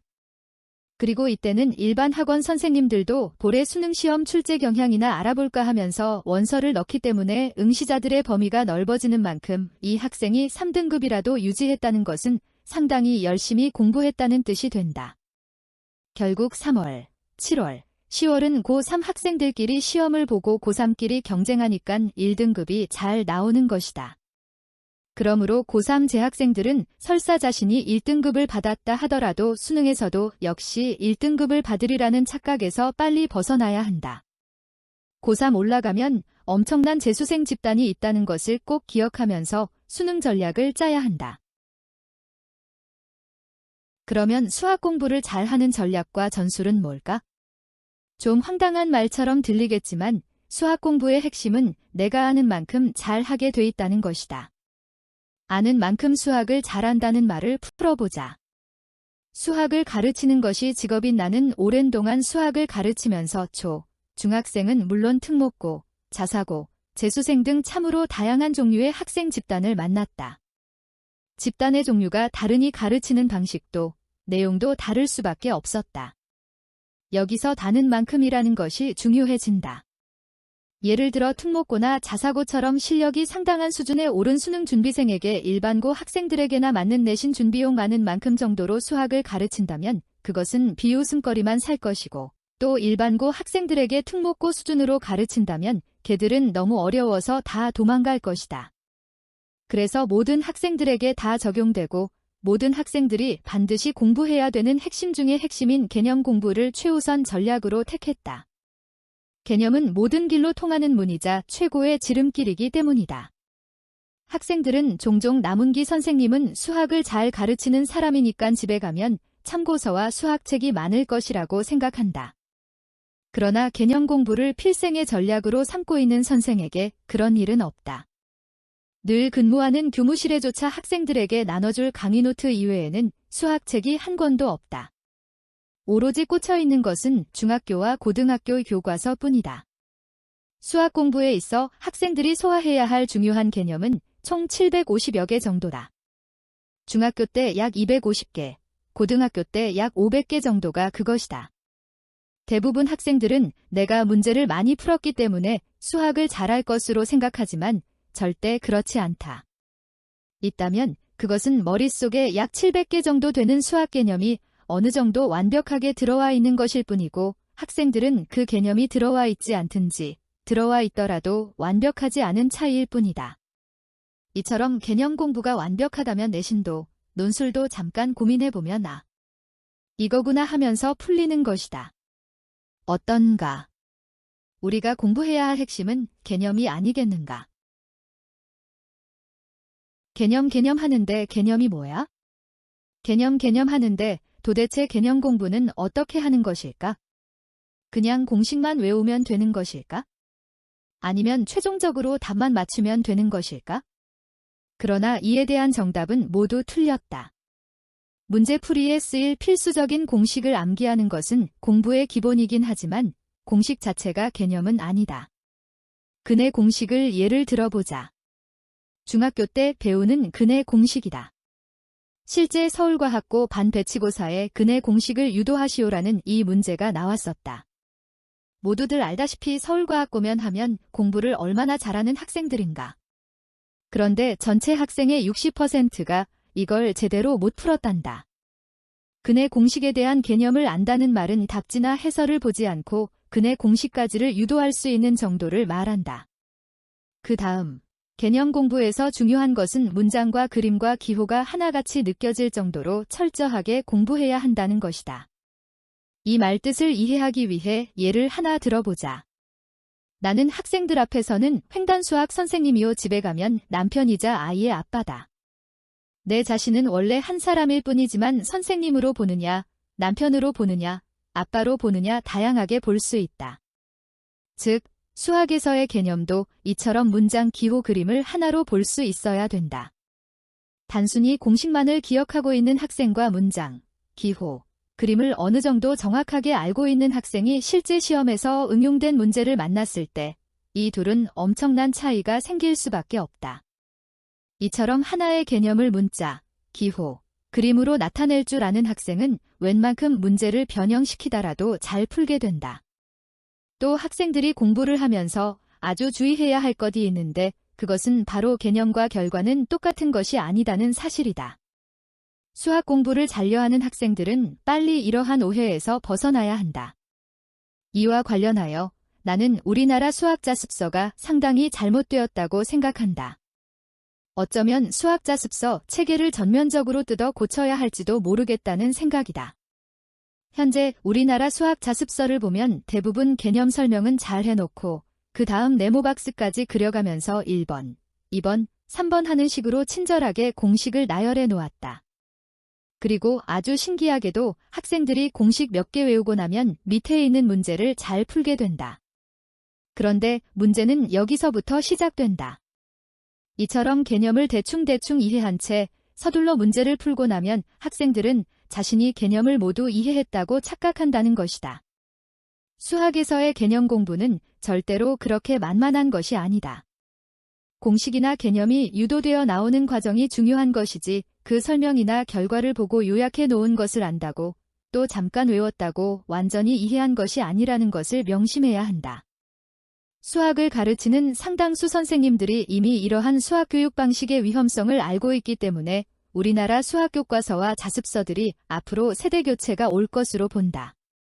이것은 예전 학력고사 때는 이렇게 대충 외우고 가서 풀어도 됐지만 현재의 수능은 내가 이렇게 분석할 수 있느냐, 사다리꼴을 문장으로, 그림으로, 기호로 나타낼 수 있느냐는 분석력을 물어보는데 초점을 맞추고 있기 때문에 제대로 된 개념 공부가 필요하다.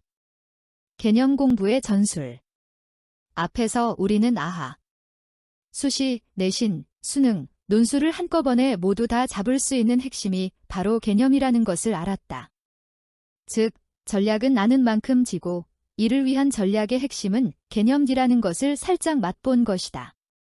그럼 이러한 전략 목표를 달성하기 위한 구체적인 전술은 무엇일까? 그것은 바로 예습 잘하기, 수업 잘 듣기, 복습 잘하기다. 너무나 평범해 보이는 이 세 가지가 실은 가장 비범한 전술이다. 그리고 전술에 가장 필요한 것은 단연코 교과서가 제일이다. 아마도 실정을 잘 모르는 학생이 이 글을 보면 그것은 정말 말도 안 된다고 비웃을지도 모르겠다. 그러나 곰곰이 한번 생각해보라. 이것을 실천하기가 어디 그리 만만하고 쉬운 일이던가. 나는 실제로 있었던 일화를 소개함으로써 제습 잘하기, 수업 잘 듣기, 복습 잘하기가 수학 공부에 있어 얼마나 중요한지 설명해 보고자 한다. 3년 전쯤에 일산에 모입 시 학원에서 교육 상담을 담당하는 하는 관계자가 나를 찾아온 적이 있다. 이 관계자는 내가 1등급 학생을 많이 배출한다는 소문을 듣고 그 방법을 알아보려고 온 것이었다. 그는 다짜고짜 1등급은 어떻게 만드는 것입니까? 속 시원히 말씀 좀 해주세요 하고 내게 물어왔다. 이에 대해 나는 단답형으로 별거 있나요? 비결은 교과서입니다. 고 짧게 이야기했다. 그러자 세이, 선생님 그러지 말고 좀 가르쳐주세요. 교과서라니까요. 서울대 수석한 애한테 자, 너 어떻게 공부했어? 그러면 걔가 뭐라 그래요? 교과서 위주로 공부했어요. 그러잖아요. 그는 교과서가 중요하다는 말의 깊은 뜻을 잘 이해하지 못했기 때문에 나는 차근차근 다시 얘기를 해줬다. 교과서를 열심히 잘 봐야 하는데 대부분 학생들은 교과서를 우습게 여기고 읽을 줄 모르더라는 이야기. 문제풀이만 중시하고 예습도 제대로 안 하더라는 이야기. 복습은 모든 공부의 기본인데도 항상 뒷전이라는 이야기 등 수학에서 가장 중요한 세 가지를 공부 원칙을 설명해 주었다. 다시 한번 말하지만 먼저 교과서를 읽어야 한다. 그 다음 강의를 들어야 한다. 그리고 교과서를 직접 써보아야 한다. 교과서를 읽는 방법은 반드시 앞에서 이야기한 대로 실천해야 한다. 즉, 윤동주 시인의 서시를 예를 들어보면 하늘을 우러러 한 점 부끄럼 없기를 잎새에 이는 바람에도 나는 괴로워했다. 이렇게 수학 교과서를 소설을 읽듯이 읽어버리면 중요한 개념을 다 놓치는 것이다. 사다리꼴을 공부할 때 사다리꼴은 한 쌍의 대변이 평행한 사각형이다. 이렇게 단순히 아무 생각 없이 읽는다면 수학적 개념이 머릿속에 잘 들어오기는 어려울 것이다. 한 쌍의 하면서 속으로 그 개념을 상상해보라. 한 쌍의 대변이 하면서 얼른 그림을 그려보라.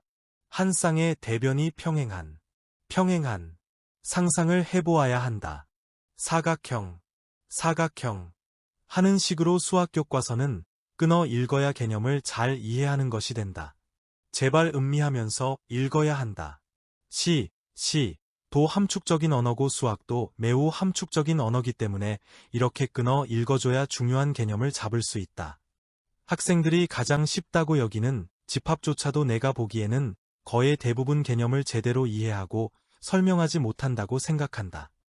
교과서를 잘 못 읽는 가장 대표적인 것은 어떤 개념을 읽고 난 다음에 난 다 알아 했으면 거기서 바로 끝난 것이다. 즉, 교과서를 완전히 잘못 읽은 것이다. 교과서를 겸손한 마음으로 정확히 음미하면서 읽어야 여기에 이런 내용이 있었네 하는 것이 떠오를 것이고 그것이 가장 좋은 개념 공부의 전술이다. 참고로 교과서 읽기는 특히 예습할 때 중요하다. 그리고 그 예습은 수업 시간에 배우게 될 내용을 이미 어느 정도 다 알고 들어가는 것이며 다만 모두 다 알더라도 건방진 마음을 버리고 겸손하게 듣는 것이 진정한 실력자가 되는 길이다. 왜냐하면 우수한 실력이란 티끌 같은 뭔가를 하나 더 아는 것이요 이것은 바로 겸손하게 다시 배우는 것으로부터 나온다. 신기하게도 이렇게 수학을 잘 읽으면서 공부하는 학생의 경우를 보면 국어 점수 또한 잘 나오는 것을 나는 정말 많이 보았다. 여러분들이 배운 교과서 중 가장 딱딱한 교과서가 수학 교과서가 아닌가. 어쩌면 그 딱딱한 수학 교과서가 너덜너덜해질 정도로 많이 읽었기 때문에 다른 교과서는 읽기가 너무 쉬웠기 때문이 아닐까. 특히 수능을 앞둔 수험생 입장에서 그 딱딱한 수학 교과서를 녹일 수 있을 정도로 읽는 능력이 생기면 어려운 국어 지문조차 부들부들해서 이해하기 쉬워질 것이다. 이렇게 되면 당연히 국어 점수가 올라가게 되어 수학도, 국어도 모두 좋은 점수를 얻어 두 마리 토끼를 잡는 방법이 될 것이다. 이처럼 수학 교과서를 잘 읽는 것은 수학뿐 아니라 모든 분야에서 실력을 쌓는 좋은 방법이 될 것이다. 잘 읽는 것 다음으로 중요한 것이 복습이다. 복습은 단기간에 배운 것을 재차 공부함으로써 기억을 오래가도록 하는 장점 이외에도 수업 시간에 잘 이해 가지 않던 것을 완벽히 정리하는 데도 아주 좋다. 전문가들은 가장 효율적인 복습 방법으로 많이 써보기를 강조한다. 나 역시 다시 여러 번 써보기 방법이 최고의 공부법이라고 생각한다.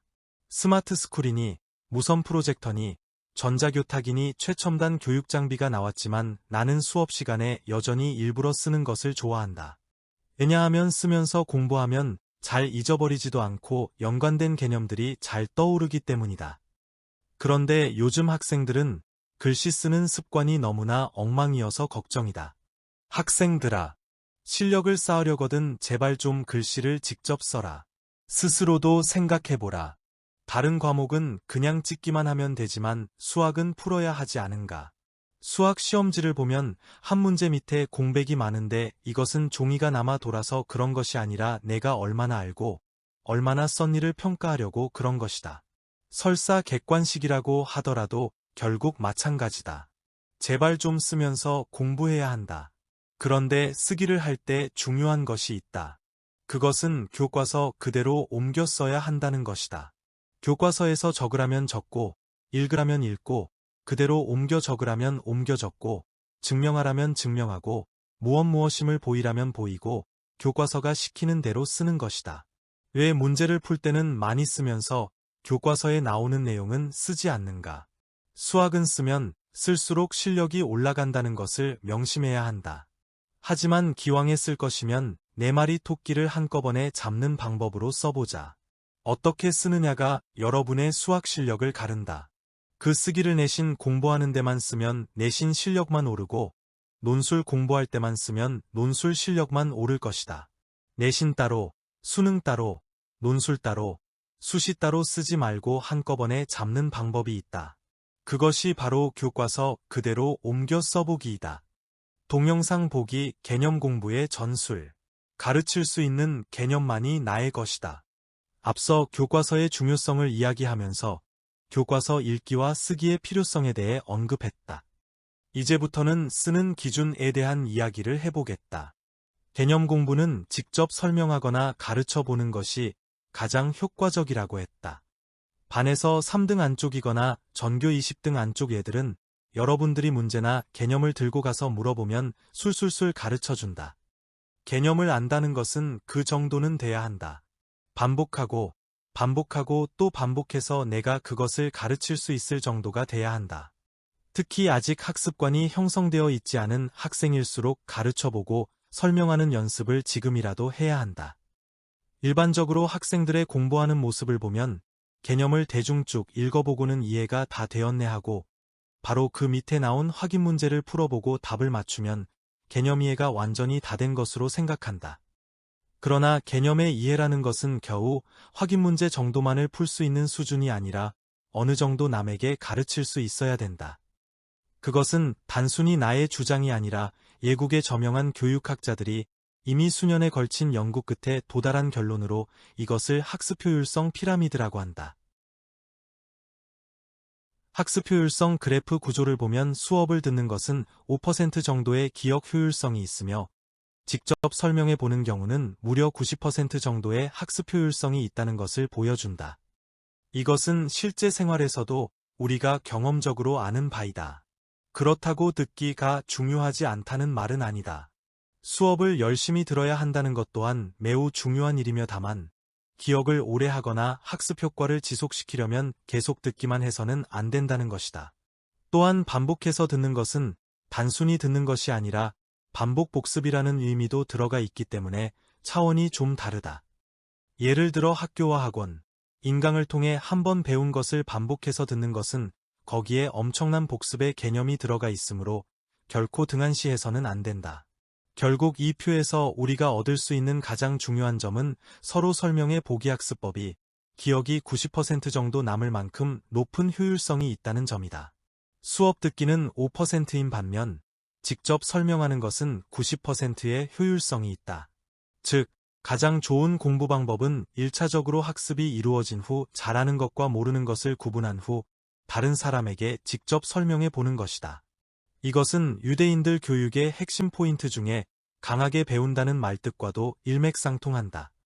강하게 배운다고 하니 기숙학원 같은 데서 스파르타식으로 공부하는 것으로 생각하지만 그것은 잘해야 효과가 한 달 이상은 지속되기 어렵다. 내가 말하는 강하게 배운다는 것은 직접 가르쳐 본다는 것을 뜻한다. 즉, 나는 수학 선생으로서 학생들을 가르치지만 동시에 내가 강하게 배우는 것이다. 이렇게 강하게 배우면 처음에는 느린 것 같아도 공부를 하면 할수록 계속 실력이 향상된다. 그렇게 공부하지 않는 한 아무리 열심히 공부해도 2등급, 3등급, 2등급, 3등급이 언제나 되풀이 될 뿐이다. 수학 때문에 미치겠다는 소리가 이래서 나오는 것이다. 나는 이런 결과에 한숨 쉬는 학생들 너무 많이 만나봤다. 그런데 교과서로 기본기를 탄탄하게 다진 학생들은 실력이 계속 올라간다. 이래서 교과서 김연아를 이야기하는지도 모른다. 피겨 여왕 김연아는 실전에 가서 늘 자신의 기록을 깨버렸다. 어떤 경기에 나가도 거기서 자기 기록을 깨버리는 것은 교과서적으로 기초 실력이 탄탄하기 때문이었음을 누구도 부정하지 못한다. 자, 이제 다시 정리해보자. 전략은 뭐냐 하면 아는 만큼이고 핵심은 개념이다. 이 개념을 잡는 것이 곧 수시, 논술, 수능, 내신을 한꺼번에 다 잡는 방법이다. 그럼 어떻게 해야 하느냐? 예습, 듣기, 복습을 철저히 해야 한다. 예습은 철저하게 읽고 내가 그 공부를 끝내고 들어와야 된다. 이미 다 알지만 티끌 같은 그 뭔가를 하나 잡아내기 위해서 그 선생님의 강의를 들으러 오는 것이다. 그리고 마치 앵무새처럼 그 선생님과 똑같이 설명할 수 있어야 한다. 나의 제자 중에는 작은 행단쌤이라고 있다. 그는 나한테 수학을 몇 년을 배우고 나더니 이제 가르치는 방법까지 똑같아 똔똔똔하는 나의 특이한 버릇까지 따라한다. 물론 수학 실력이 좋은 것은 말할 것도 없다. 이처럼 그의 수학 실력이 올라간 데는 내 말을 믿고 끊임없이 교과서를 읽고 쓰고 앵무새처럼 따라 설명해 본 탓이다. 수학은 그 정도로 공부해야 실력이 오른다. 겨우 한두 달 죽도록 공부한다고 또 문제 유형 익히고 공식만 달달 외운다고 실력이 향상되더란 말인가. 가르치는 선생님과 똑같이 자신도 설명할 수 있을 정도가 돼야 개념을 아는 것이다. 자기가 가르칠 수 있을 정도가 되고 난 다음 문제를 풀어보라. 기존에 대충 이해를 하면서 풀었던 문제와 오늘 내가 제시한 방법으로 공부하고 난 후에 문제풀이 방법을 테스트해 보라는 것이다. 지금 이 책을 읽는 학생이 현재 어딜 공부하고 배우는지 모르겠지만 그 배우는 자리를 내가 시키는 대로 2번, 3번 읽고 가르칠 수 있을 정도로 백지에다 한번 써보고 난 다음 문제를 풀어보면 분명히 문제를 적게 틀릴 것이다. 또한 그 문제를 푸는 시간이 짧아지고 재미있어질 것이다. 꼭 그렇게 공부해야 한다. 그러나 이것으로 모든 것이 해결될까? 다음이 문제다. 가장 핵심 포인트인 만큼 정신을 바짝 차리고 다음을 보라. 행단학습을 통한 선수 개념. 나는 초중고생에서부터 재수생에 이르기까지 20여 년 넘게 수학을 가르쳐왔다. 그 중에서도 재수생에 대한 경험을 토대로 어떻게 공부하면 수학 실력을 끌어올리는지에 대해 이야기해 보겠다. 통상 재수생들은 3등급, 4등급 정도의 실력을 가진 학생들이 많은데 그들은 1, 2등급 더 올리려고 재수를 택한다. 그런데 놀랍게도 재수생들은 아무리 열심히 공부해도 등급이 잘 바뀌지 않는 특징이 있었다. 그것은 지금도 마찬가지인데 당시 이제 막 수학을 가르치기 시작했던 나는 이러한 상황을 극복하기 위해 정말 많은 고민과 연구를 거듭했었다. 그런 상태로 6에서 7년을 가르치고 나자 수학 공부에도 뭔가 일정한 방법이 있다는 것을 발견했는데 그때서야 비로소 원인이 여기에 있구나. 바로 이런 것이었구나 했다. 그래서 내가 만든 것이 바로 행단 수학이다. 다른 선생님들의 경우 5 수학이라고 해서 앞에 강력한 표어나 기호를 가져다 붙이지만 행단 수학은 그런 기호 차원이 아니라 그냥 행단 수학이다.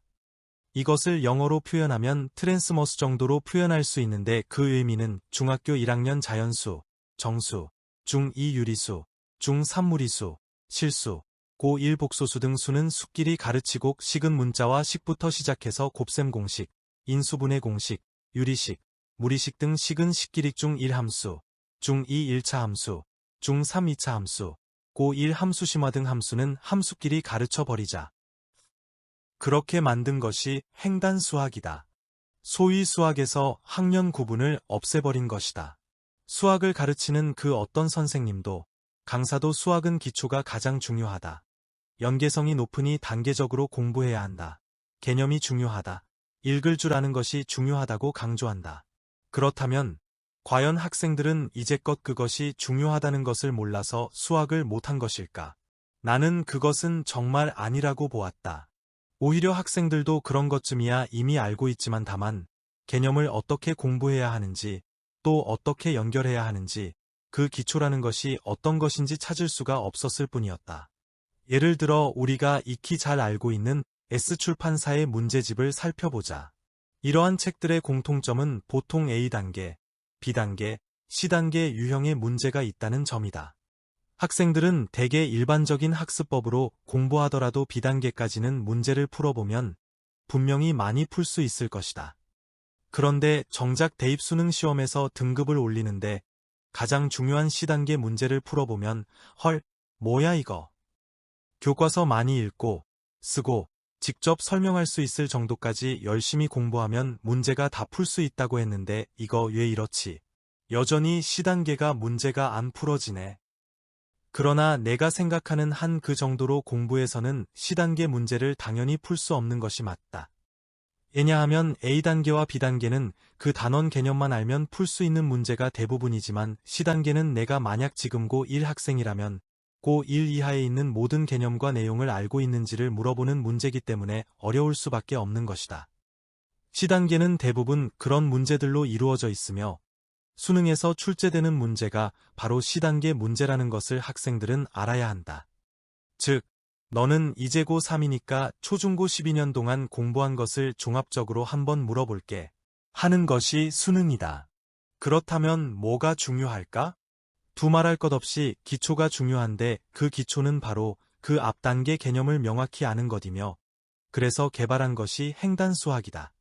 자신이 모르는 개념의 뿌리부터 찾는 것이 진정 빨리 가는 길이다. 한 번은 어떤 얘가 삼각함수 공부는 안 해놓고서 3번, 4번을 연달아 질문하는 학생을 본 적이 있다.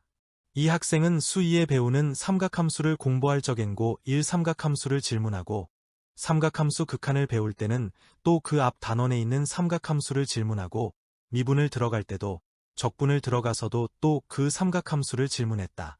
아니, 그 삼각함수 한 부분 개념만 해결해버리면 모든 것이 풀리는데 질문하러 왔다 갔다. 시간이 얼마나 아까운가. 그래서 만든 것이 횡단수학이다. 아예 중고등학교 수학교과 과정 전체를 단원별로 행으로 묶어 개념을 통합적으로 이해하도록 했고, 앞 단원에서 배웠지만 잊어버렸거나 잘 모르는 개념을 쉽게 찾고 쉽게 학습할 수 있도록 시스템적 학습이 가능하도록 했다. 날마다 쓰레기를 버리지 말라고 호소하기보다는 그냥 옆에 쓰레기통을 하나 마련해주는 것이 상책이다. 어떤 사람인들 쓰레기통이 바로 옆이 있는데 굳이 쓰레기를 땅바닥에다 버리겠는가. 그랬더니 일어난 놀라운 변화. 그 학생은 이제 더 이상 질문을 안 한다. 그리고 그의 수학 실력은 1등급을 넘어 전국 최상위 1%가 되었다. 우리나라 학생들은 이제껏 수학 공부 잘하는 법을 잘 몰랐다. 설사 알았다고 하더라도 혼자서 그것을 해결하기에는 역부족이었을 것이다. 얼마나 고통이 크면 미치겠다는 소리를 하겠는가. 그러나 모든 일에는 방법이 있고 그 방법이 효과적이라면 자신의 노력과 실천만 있으면 큰 성과를 낼 수 있다. 앞으로는 무턱대고 열심히 공부하지 말고 뭘 좀 알고 공부하자. 너도 나도 열심히 공부하지만 대부분 헛고생이다. 시중에 공부법이니 암기법이니 만점 비법이니 좋은 책도 많건만 일부만 제외하고는 한번 읽어볼 생각조차 하질 않는다. 가격이 비싸다면 그런 책들은 도서관에 가도 얼마든지 있다. 학생들아, 제발 좀 참조하자.